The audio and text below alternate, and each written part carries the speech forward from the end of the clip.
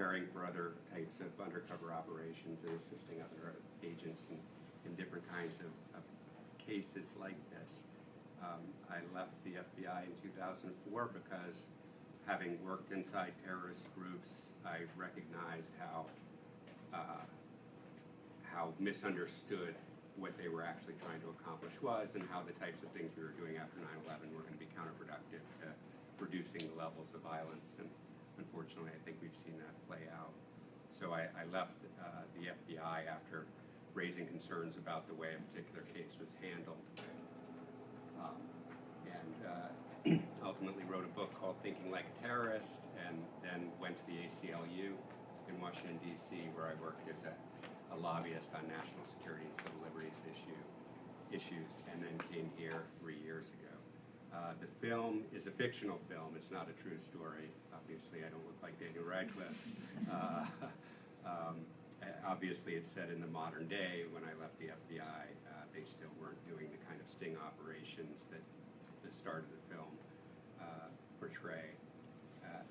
And the person who wrote the screenplay and directed the film, Daniel Ragussis, came to me asking for my help to put together a film that sort of explained the complexity of the white supremacist movement, and tried to understand how the FBI could effectively get inside the group. So a lot of what we were trying to accomplish with the film in a fictional story was to capture, number one, the realism of what it feels like to be undercover, and hopefully got across the lack of control that you have and how things are happening that you can't anticipate and you just have to roll with.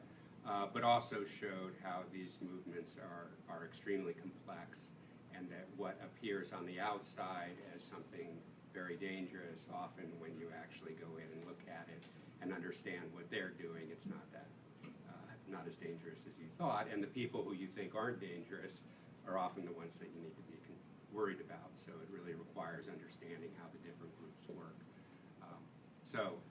I'm here to answer any questions you have and to see what you thought of the film. Questions? Sure. So how many of these people were based on, or I should say groups are based on real groups within the white supremacy? So sort of loosely based. I mean, maybe the way to think about it is there's what you might envision is a normal neo-Nazi skinhead, somebody with the tattoos, with the shaved heads, who wears the bomber jacket. Those are people typically 15 to 25 years old. Usually by the time you're 25, you realize that you're not with your friends all the time. and when you look like that and you're walking out in the street, you tend to get a lot of negative attention that when you're with a bunch of your buddies might not be so bad, but when you're by yourself, it usually doesn't end well for you. So by the time they're 25, they usually stop dressing that way. Then there are, from 20 to 80, all sorts of people, but they blend into society. They're not somebody who you could look at and say, this is a neo-Nazi, or this is somebody who is an anti-government militia. And some of them, the vast majority of them, are no harm to anyone. They might hold views that we find abhorrent, but they're law-abiding people. They don't believe in violating the law. What I found working undercover is a lot of the people who were most ideological were the least likely to support the use of violence, right? And it kind of makes sense, right? If you have the people who are writing newsletters and magazines, they've tried to show books, all kinds of literature that they produce. And if you're going out and giving speeches or going to the trouble of having a radio show, that's usually because you think those are effective methods to get your message out, right? You wouldn't spend that much time doing something if you thought this is just a waste of time. Also, like Dallas Wolf, there are a lot of people who are just grifters, and they're going after this audience just because it's an audience that's available. There are groups that are religiously inspired. There's a theology called Christian identity, where white people who are part of this faith believe that the regular King James version of the Bible that many Christians are familiar with is interpreted in a different way, where they believe that the Israelites of the Bible are Aryans and white Christians, and that they were a tribe in Israel that was chased away and settled in Europe, and they are the true children of God, and they're very religious and quote Bible passages. And then you have neo-Nazi groups that tend to be atheistic, and their line is that religion is creation of Jews to try to keep white people from taking advantage of their natural superiority by making them feel guilt and remorse for the fact that they have a privileged status. So you can imagine that if you took one of those neo-Nazis and one of the Christian identity people and put them in the same room, they wouldn't get along very well, which again we tried to sort of demonstrate. So it is a much more complex set of ideologies that make up this larger movement, and they don't get along very well. And if you look even at and the vast majority of them, as I said, are not criminals, they're not violent, they're just having their say and they have their beliefs, and that's perfectly fine. And there's a small fringe that's involved in violence, and that could come from any of them, but most of the violence is sporadic because of events. And again, if you're out with these people and they come across an interracial couple, you might see violence spark. But that's usually something that local police can handle, right? Where there is also elements of them that engage in larger terrorism acts, and that's something the FBI has more jurisdiction from, and for the most part, I think handles pretty well, right? These are the types of crimes that they commit are taken seriously. They're usually solved very quickly. They do use undercover agents and informants, undercover agent like me, to proactively investigate them where there's evidence. But they tend to focus on people who are actually committing crimes. You don't see them, the FBI, putting up some white supremacist website and trying to lure people in, the way that they're doing for Muslim groups, and are these very many of these complex sting operations that they do now, where it's the government creating the plot, the government providing all the weapons, providing all the resources. You don't see that as much. There are a couple of cases where that's now becoming normalized to other groups. So that part of the story was trying to give a realistic view of how these groups operate. And of course, the interesting thing is we started this about 3.5 years ago and never could have imagined that part of the mainstream conversation now involves a lot of the ideas that when I was undercover in the 90s were not part of the normal political discourse. So it's really a little disheartening to see how much attention they're getting, and I think a lot of that is some irresponsibility on the part of the media, right? I mean, these people haven't changed the way they act over the last 30 or 40 years, so why is some washed-up Klansman nobody even cares about all of a sudden got a mainstream news organization asking him his opinion of the elections, right? I mean, that we shouldn't care what that person's opinions are. So unfortunately, that sensationalizes it. And the way they look at it, any publicity is good publicity, right? They know that they're not popular in mainstream society, but they also know that there is an element of society that will rise to their message, and that's what they're trying to reach out to. So they don't care if it's an article that's talking about how bad they are, or how stupid they are, or how ignorant their message is. As long as it's in the mainstream news, they get the attention, they get the acclaim, and they become somebody important in the movement. So it's frustrating to see them actually being made important like that. So how do you identify the violent fringe from the mainstream? Great question. So that's the trick, right? And that's, I think, where the government has gone wrong since 9/11 is But the method that the government has taken is we're going to do mass surveillance, we're going to collect as much information about as many people as we can, and then we're going to try to filter it down to figure out who the bad people are. And we're going to have big data algorithms to try to help us figure that out, and we're going to do modeling, and we're going to do all this stuff. And that can never work because there is no model, right? It'd be great if we had an actual profile for a terrorist. This is how a pre-terrorist behaves, so that we can then find the terrorist. But that's actually not true.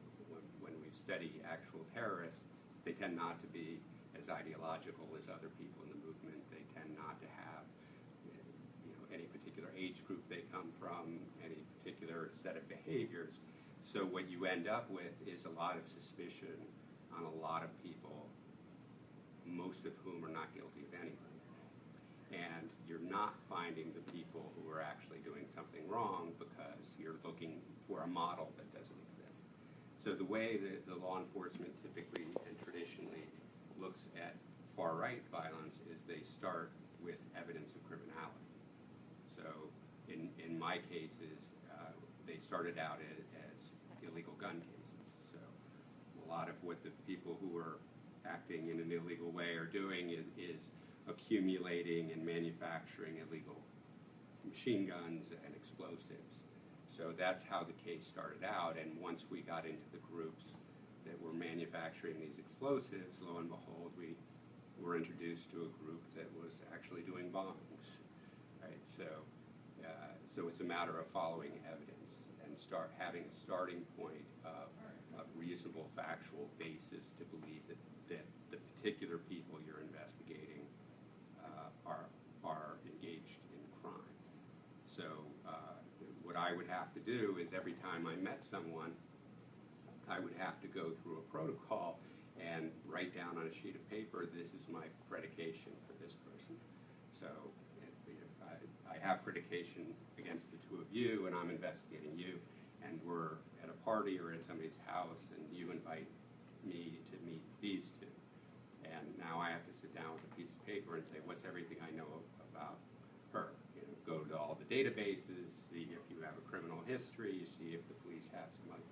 And what I would find is, well, I don't have anything on you, but there's some stuff about you that's a little dangerous and gives me a factual basis to argue, okay, that's somebody I should be spending my investigative resources that the taxpayers are paying me, and that's what would steer my investigation. And it might be that after 2 weeks of looking at you, you're not that dangerous and you're not really interested in doing anything illegal, so I would then move away from you. And both of you, or all four of you, are saying horrible things that I think are terribly offensive and scary, but if I don't have evidence of wrongdoing, I move on to the next person. And that's what helped me keep the investigation focused on the right people. And that's good, not just because it helps me find the people who are actually guilty, but it helps me avoid the people who I don't have any reason to investigate.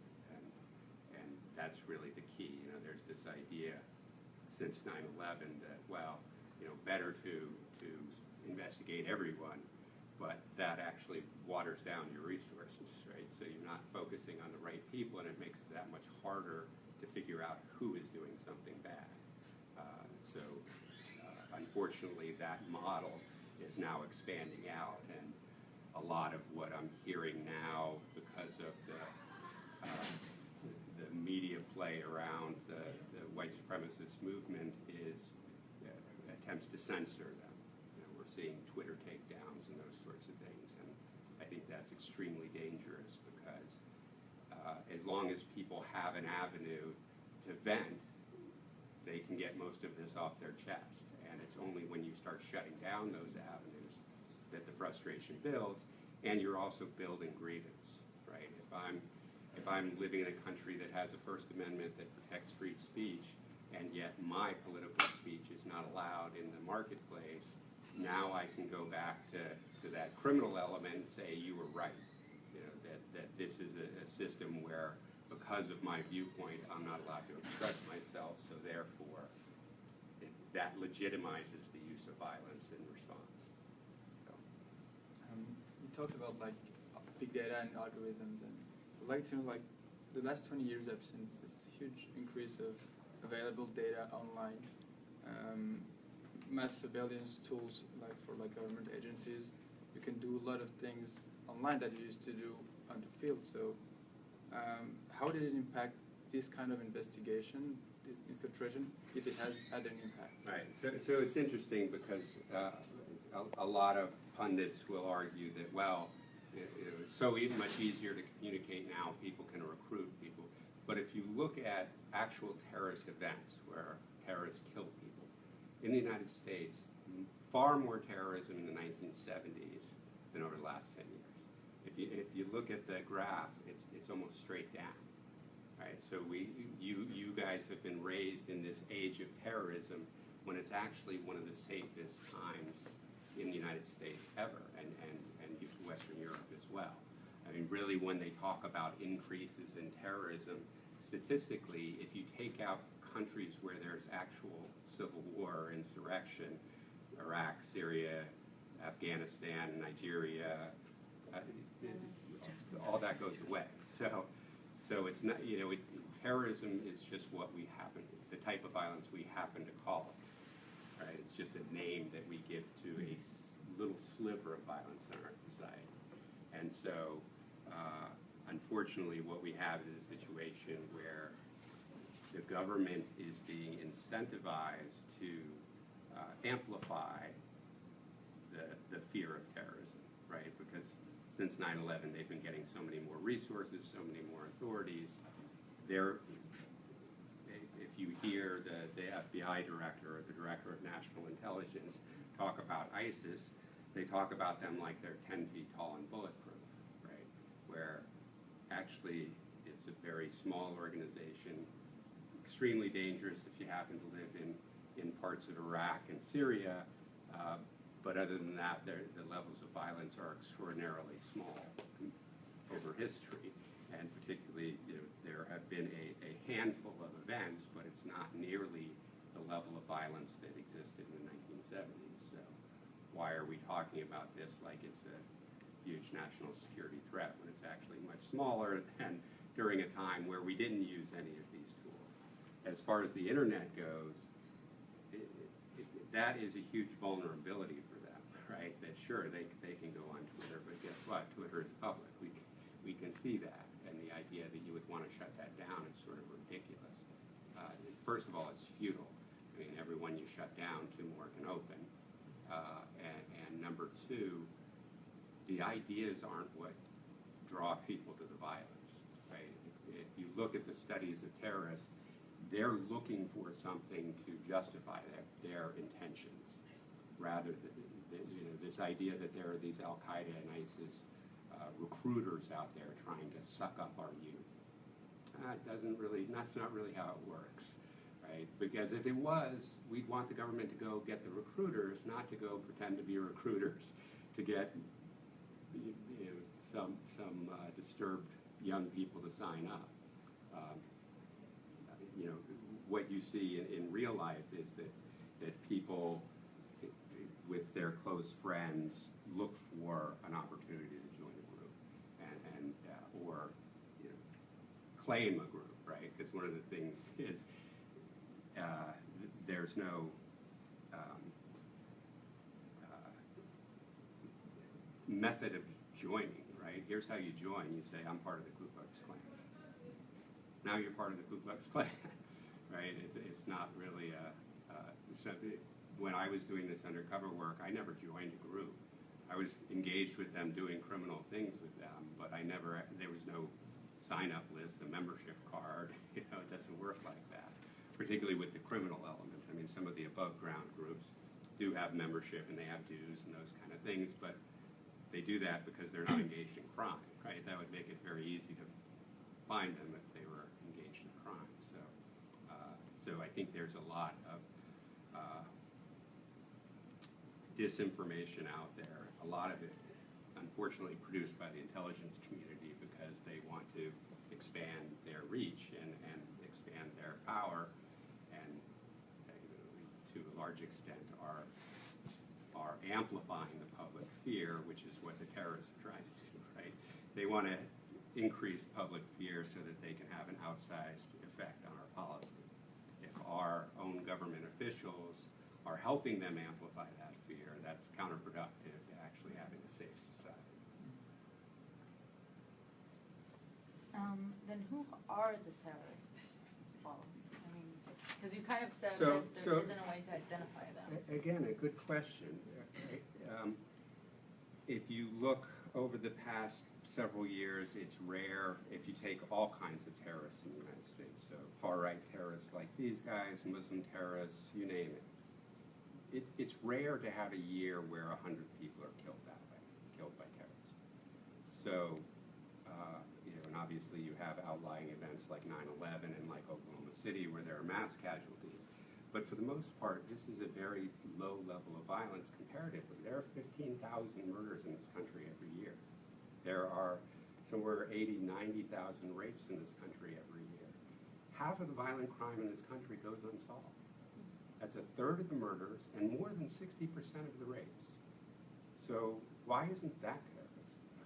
Right? That's what's actually terrorizing us. I mean, when you're walking home tonight, the chances of you getting hurt by a terrorist are tiny, right? It's more chance of you slipping and dying in the bathtub tonight than getting harmed by a terrorist. You know, the chance of you getting murdered or robbed or raped is much greater, but we don't consider that something that the police need to focus on. And that's where I think our concepts of security are misplaced. Because in New York City is actually better than the national average as far as solving murders. They solve about 75% of the murders, which is good, right? That's about 10%, 12% above the national average. But if you break it down, like the New York Daily News did for 2012 data, if you're a white victim, there's an 86% chance they will solve that crime, 20% above the national average. If you're Latino and you're murdered in New York City, it drops to 56%. And if you're black, it drops to 45% that they will solve that crime. So all these resources are going out in a way that looks at some lives as more important and more worth protecting than other lives. And that creates an imbalance in society because our security doesn't mean all of our security. It means some of our security. And the hyper-focus on terrorism is another example of that, where what the government views as a threat to itself rather than a threat to its people is seen as more important and more worthy of stopping. So if we had spent a lot of resources investigating a 2011 triple homicide in Waltham, Massachusetts, that was never solved. It turns out after the 2013 Boston Marathon bombing, the FBI figured out that it was Tamerlan Tsarnaev who was involved in that triple homicide. In 2011, the solve rate for murders in Boston, Waltham is a bedroom community outside of Boston, but the solve rate was only 39%. So by lowering the resources we put into solving violent crime in the name of trying to protect national security, we actually undermined our national security because the person who committed this murder 2 years before was allowed to remain free to plan and execute the Boston Marathon bombing. So, part of it is the language we use, but I think what we should strive for as a society is making sure we're improving the security of every American. And we do that by focusing on people who are actually doing violent crime. With terrorism, I mean, the potential of a terrorist act, I think in comparison maybe to an attack, let's say a murder on the street, the potential of a bombing in the Boston Marathon is higher. Actually, that's Of not true, casualties. right? I mean, if you look at the Sandy Hook shooting, where a man went in and shot up elementary school, killed 20-something people, babies. Horrible act. That was one man with a gun, right? You can do incredible damage, why that is somehow seen as less of a problem in our society than 4 people being killed at the Boston Marathon bombing. I mean, numerically, it doesn't make sense. When I say a third of the murders goes unsolved, that's 3,500 murders. That's more people that were killed in 9/11 every year go unsolved. So we're not even finding the people who are killing. It would be as if 9/11 happened and nobody knew who did it every year, right? So it's only how we talk about these issues that somehow, and this is new. This is post 9/11. Again, more terrorism was committed in the 1970s. More Americans were dying from terrorists in the 1970s, and we treated it as a crime just like every other crime. And I would argue that's why we saw it gradually going down, to where, with the exception of 9/11, which, that's a whole other story as far as a catastrophic failure by the intelligence agencies. The levels of terrorism we're facing today are lower than they've ever been. So why we would say the possibility of this very rare crime is more important than actual crimes that are happening at a much larger scale doesn't really make good logical sense to me. How do you see this trend in policy changing or keeping it status quo with the new president-elect? That is a great question, and I wish I knew the answer to that.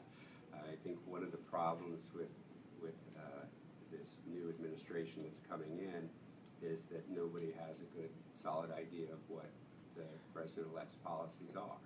And everybody's trying to read the tea leaves, and unfortunately, it seems like an announcement on a Tuesday is contradicted on a Thursday and revised on a Saturday and reiterated on a Monday, and it's very hard to figure out what's real in the first place, what their real intentions are, and what they will try to implement. And then this is also a strange time where we have a president coming to power who, while he's affiliated with a party, he has really been antagonistic to that party. So how that party will react to him as president when it controls 2 houses of Congress is hard to guess as well. So certainly a lot of the rhetoric from the campaign, the anti-Muslim rhetoric, the anti-immigrant rhetoric is highly worrying to me and very divisive to our society, that makes our society less safe for everyone. If our policy discriminates against any particular group of people, it's actually doing damage to all of our society, because who that group of people is can change from day to day. If once discrimination is allowed against any group of people, it becomes inevitable against all of us.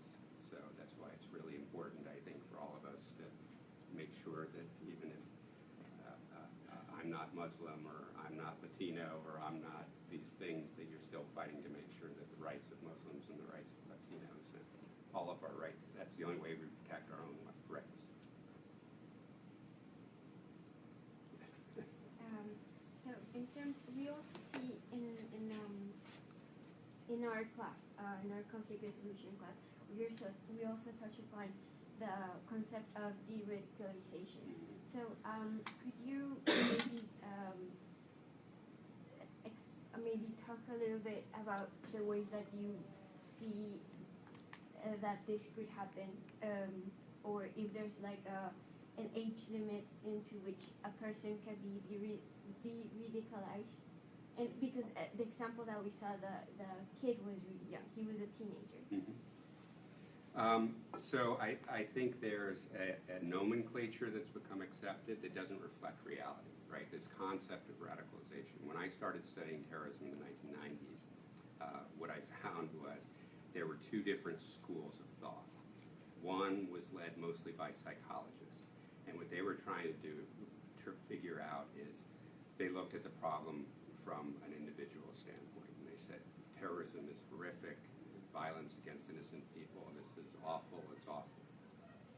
Any way you look at it, what could be psychologically wrong with a person that would allow them to do that, right? So they would interview captured terrorists or other terrorists terrorists in the field, trying to get this data to try to find the psychological flaw that allows somebody to engage in that kind of violence. The other school, led mostly by political scientists, argued that this is semantics, that political violence is present in all kinds of forms, and that includes state violence, obviously wars and police violence, criminal violence, and terrorist violence. It can't be understood without understanding the context of the political environment that it's in, right? So, we grow up honoring the founders of our nation, who were violently opposed to the sitting government, right? Using asymmetric means to inflict violence and economic damage on their government. So today, what would we call them, right? And somehow that violence is perfectly legitimate because we believe in the outcome is just and appropriate. But by the end of the 1990s, enough studies had been done that they recognized there is no psychological flaw, right? These people are not crazy. This is rational in the context of the conflict. So you would think at that point, the conversation and the studies around terrorism would focus on the political environments and what is happening in this political environment that makes it rational for somebody to use this kind of violence against the government.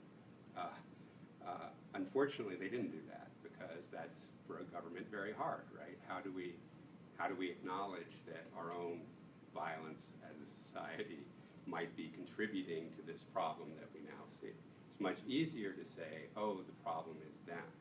So instead of saying they were psychologically ill because we have the proof that's not true, they just changed the terminology and made it radicalization, which means the same thing, right? What we mean is there's something wrong inside that person's head that makes them do this. And that way, we can exonerate our policy. We don't talk about our own government violence. We make it seem like it's this mental illness, and that only by removing that mental illness can we make them normal again, without trying to understand why that violence is rational in context. So this concept of radicalization and de-radicalization has no scientific support for it, none. And for on the radicalization side and what they call countering violent extremism, that's problematic because you are basically delegitimizing a conversation about the political issues involved in the conflict and potentially criminalizing them because law enforcement is involved in a lot of these CVE programs. The de-radicalization side is a little different because usually it's people who have been adjudicated. So to a certain extent, as a civil libertarian, I'm a little less concerned about those people. They've already lost their privileges in society. But my concerns with it are that it's based on pseudoscience. So the idea that we would use a pseudoscientific method to determine who gets out of prison and who stays in prison is ridiculous. And there's no scientific basis that justifies this. The programs themselves are known to have high fail rates. So why are we continually investing in this rather than trying to resolve these conflicts? Right? If I had a magic button that I could push and every single member of ISIS fell dead tomorrow, we would still have an incredibly bloody conflict in Syria and Iraq, right? Because it's not really about that. If this was about some radical ideology, Al-Qaeda in Iraq would be buddies. But they're killing one another in Iraq and Syria. Why? Because it has nothing to do with the ideology, or little to do with the ideology. What it's about is who controls this piece of territory, right? That's a political conflict. And when I grew up, the big, quote, terrorism conflict was in Northern Ireland, where you had Catholics and Protestants fighting, and the Catholics were not part of the government and were using their violence against the government, so were considered terrorists. And the Protestant paramilitaries were reactionary forces, where they're also committing political violence, but it wasn't seen as nearly as dangerous to society, even though they were killing large numbers of people. But what nobody did back then was pick up a Bible and try to study the verses to see how somebody could have misunderstood something that would have allowed this kind of bloodletting. Right? Everybody recognized this was a political contest and talked about it in those terms. Nobody blamed Christianity for it. Nobody blamed Catholicism for it. It was recognized. And I think that was only true because we live in a country that is majority Christian. And they knew it wasn't something where when you take something that is a very small minority religion like Islam, it's very easy to convince people that, oh, it must be something wrong with this ideology. But there are 1.6 billion Muslims out there, and the idea that a couple of thousand terrorists speak for 1.6 billion people is a little bit ludicrous.